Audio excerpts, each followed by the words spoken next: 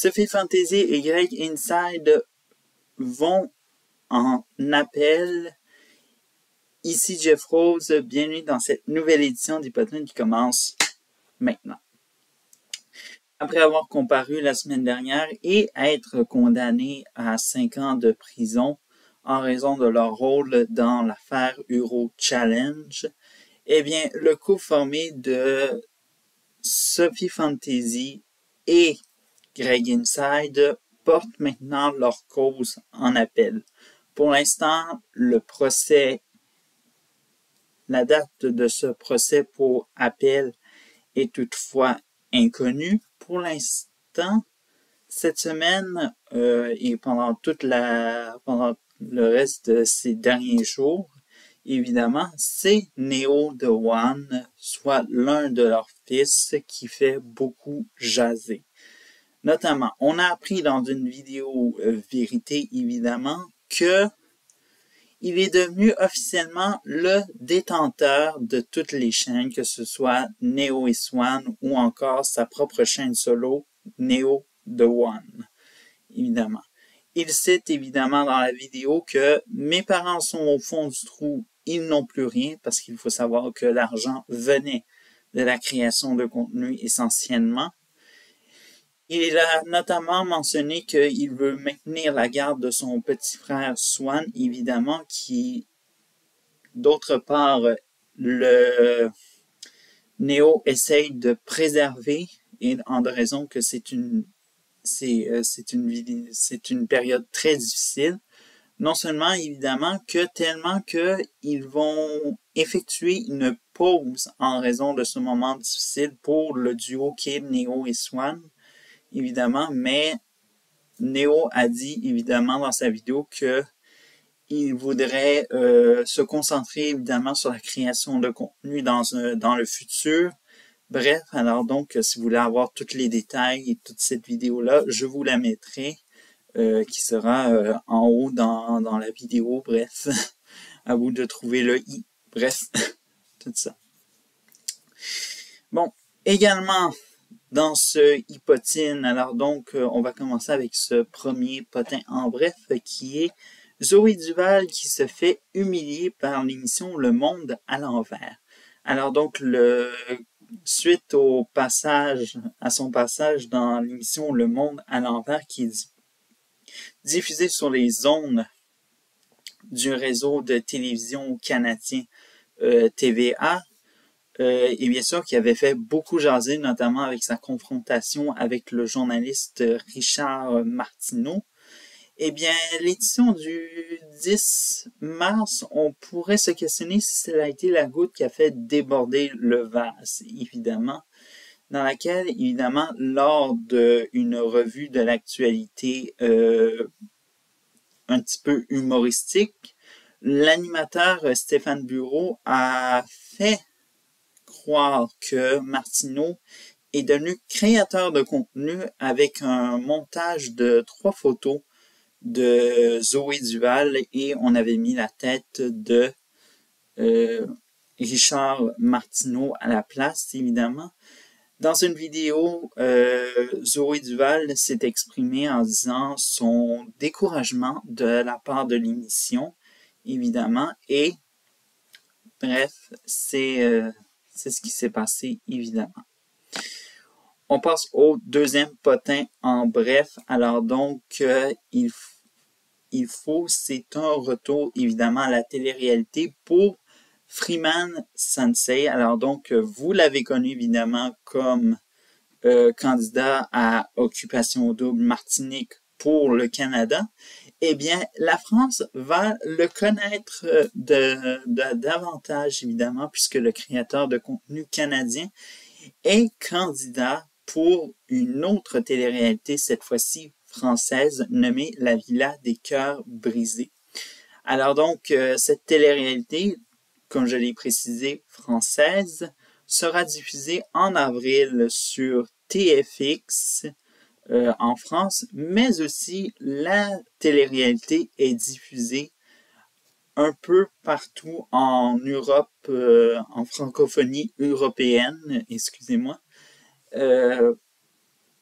par la Belgique via AB3 et également le Luxembourg avec Plug RTL.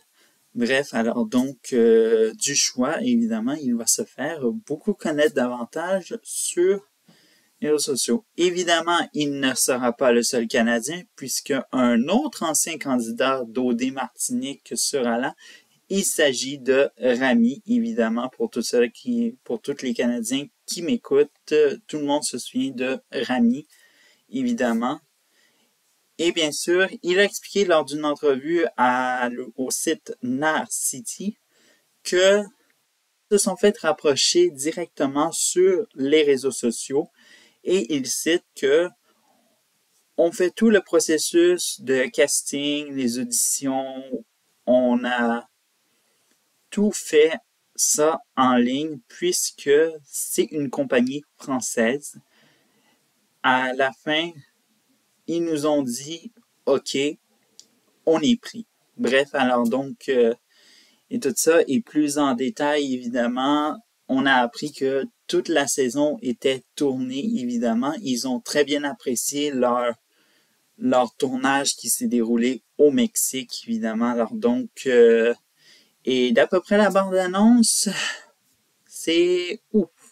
On est très loin des drames qui s'est passé à Occupation Double, Martinique et tout ça. Troisième et dernier potin en bref. Alors donc, c'est Imijad Gravis qui revient sur le malaise entre Catherine et Tommy d'Occupation Double Martinique. Alors donc, récemment invité au balado Femmes à marier, lors de l'entrevue, il a été question aussi faire un retour sur OD Martinique.